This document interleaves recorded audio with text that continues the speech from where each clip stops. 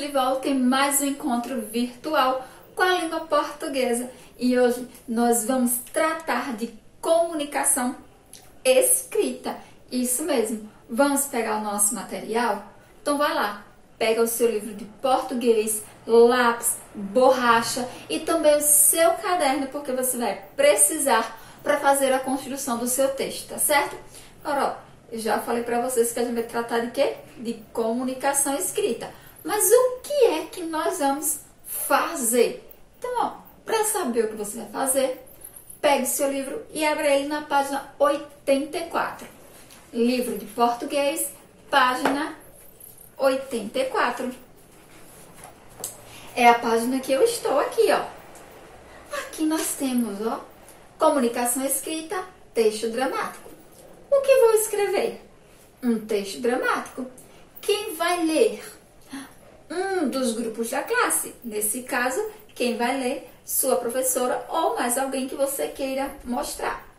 Onde vai circular? Vai circular nos ambientes virtuais entre você e sua professora. Vamos lá. Proposta de escrita. Leia esta fábula de Êxodo. Vamos ler a fábula junto comigo?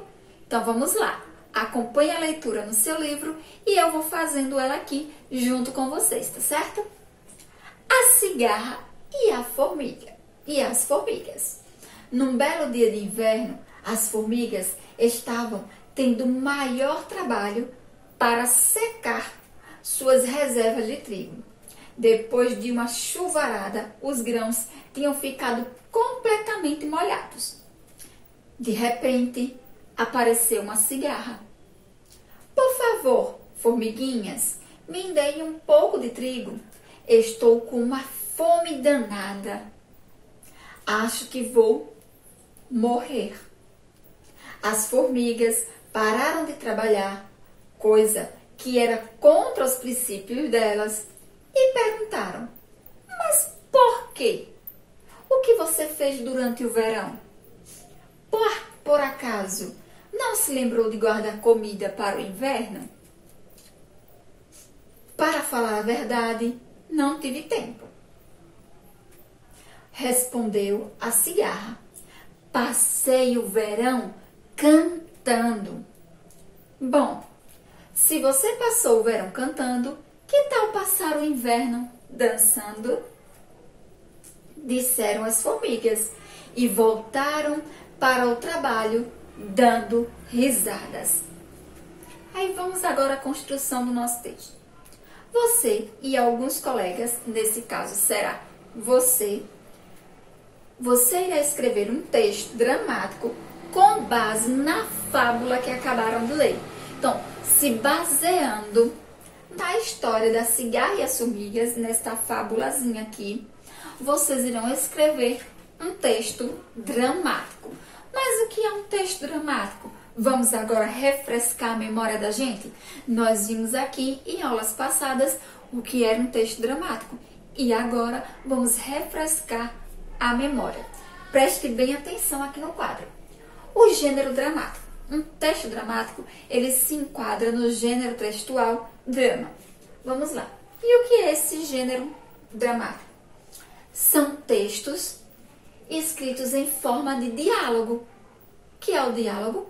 Uma pessoa fala, depois a outra. Uma pessoa fala, depois a outra. Ou seja, é um texto onde há uma comunicação. Presença de rúbricas. O que são essas rúbricas? A rúbrica nada mais é do que a expressão do dramaturgo ali no texto. O que é o dramaturgo? Dramaturgo é o nome que a gente dá à pessoa que escreve o texto dramático. Ele é um dramaturgo. E essas rúbricas que indicam a presença dele ali no texto, ela vai ter o quê? Então, olha lá, são frases entre parênteses ou palavras falando o que deve ser feito no momento aqui, ali daquela cena. Um exemplo, se meu texto fala assim, chegaram as formigas, aí entre em parênteses eu posso colocar cantando, aí as formigas entram em cena cantando. Ou se tiver chorando, o personagem da cena vai ter que estar chorando. Então, a rúbrica nada mais é que o autor falando o que é que o personagem tem que fazer naquele momento. Como ele tem que agir, se ele tem que chorar, rir, pular, dançar. Então, nada mais é que isso.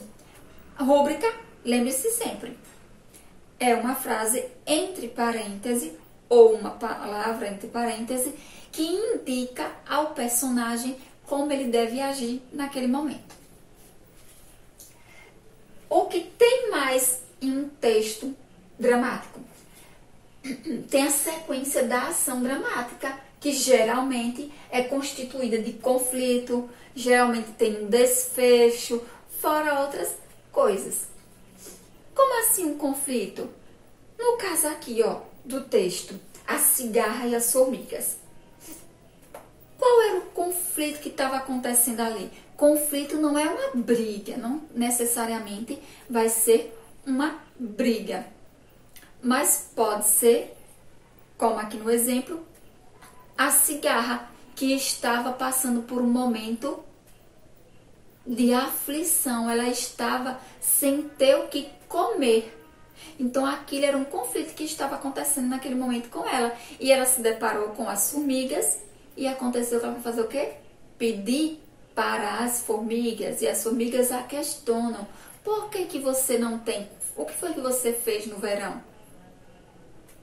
Já que as formiguinhas elas trabalham no verão para no inverno elas terem o que comer. Já a cigarra não faz isso.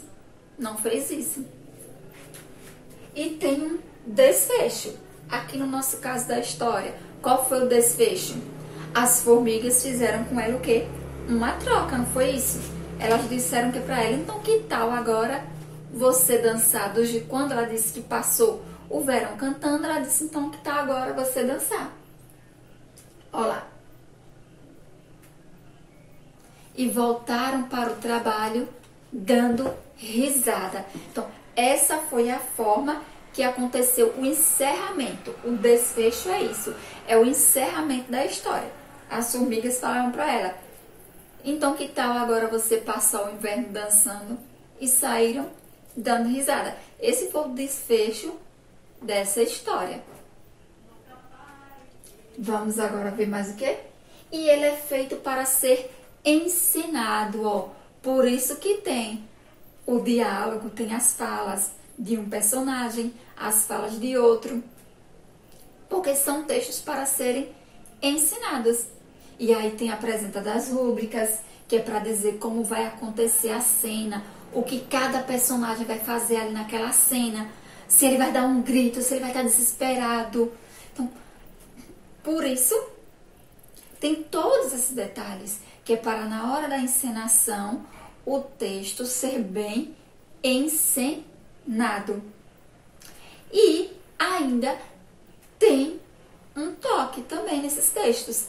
Eles podem ou não ter um narrador, que é aquela pessoa que vai introduzindo cada cena, falando quem vem, o que aconteceu, mas não necessariamente todo texto dramático vai ter um narrador. Alguns têm, outros não têm, vai depender do dramaturgo, de quem está escrevendo aquele texto, se do ponto de vista dele ele necessita de um narrador ali ou não. Refrescaram agora a cuca de vocês a respeito do que é um texto dramático? Então lembre sempre só, textos dramáticos são textos feitos para serem ensinados. Se eles são feitos para serem ensinados, eu tenho que ter personagens. E os personagens precisam ter o quê? Cenas. E eu preciso também ter alguém falando o que vai acontecer em cada uma daquelas cenas, que nesse caso vai estar entre parênteses, que são as rúbricas, que são a ação, o ponto, o toque do dramaturgo ali no momento que o texto vai ser ensinado, tá certo? É como se, ó, Lembre-se quando está passando uma gravação de uma novela. Não tem um diretor lá atrás falando ação, que quer dizer que é o momento do quê? De começar a gravar. Ou quando ele diz corta, que é o momento de começar, de parar a gravação da cena.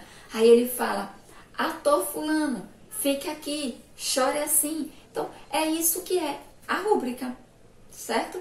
Então, vocês irão pegar esse texto aqui,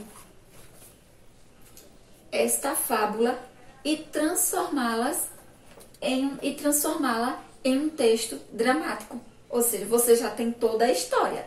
Você só vai precisar arrumar em forma de trecho dramático, colocando o nome dos personagens em cada fala. Formiga 1, Formiga 2 falou não sei o quê. A cigarra falou o quê? Colocar também como elas estão se movimentando na cena naquele momento. Tipo, eu coloco a fala da formiga 1 e aí, entre parênteses, eu coloco ela está varrendo o formigueiro. Isso é uma rúbrica. Eu vou dizer a ação da formiga naquele momento. Tá certo? E, ó, vocês perceberam uma coisa aqui no texto? Quando a cigarra chega, ela fala, ó, para as formiguinhas assim, ó. Por favor, formiguinhas. Ó, preste atenção na palavra formiguinhas, que eu vou colocar ela aqui no quadro agora.